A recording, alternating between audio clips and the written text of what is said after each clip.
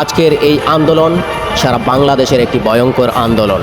আর এই আন্দোলনে আমরা রাজপথে আছি বিএনপির নেতাকর্মীরা। আর এই আন্দোলনের আওয়াজ তুলেছি আমরা রাজপথে কুমিল্লা জেলা বুড়িচুং থানা কঞ্চনগর বাজার থেকে। এই কঞ্চনগর বাজার থেকে আমরা স্বৈরাচারী শেখ হাসিনাকে পতনের ডাক দিয়েছি।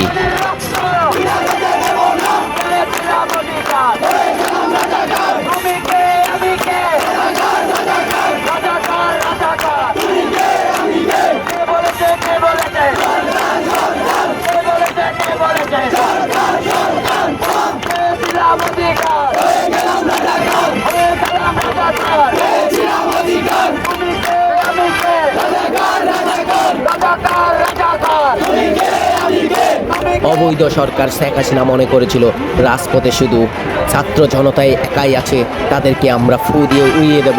তারা একবারও বুঝতে পারেনি, জানতেও পারেনি তাদের সাথে আমাদের বিএনপির নেতাকর্মীরা যে একই সাথে রাজপথে একইভাবে কাজ করছে। আমাদের বিএনপির একটাই এক দফা ছিল স্বৈরাচারী শেখ হাসিনাকে এই বাংলাদেশ থেকে একবারে নিশ্চিহ্ন করা। রক্ত লাগলে রক্ত দেব, জীবন লাগলে জীবন দেব। আমরা রাজপথে থেকে স্বৈরাচারী শেখ হাসিনাকে এই বাংলার জমিন থেকে নিশ্চিহ্ন করে দেব।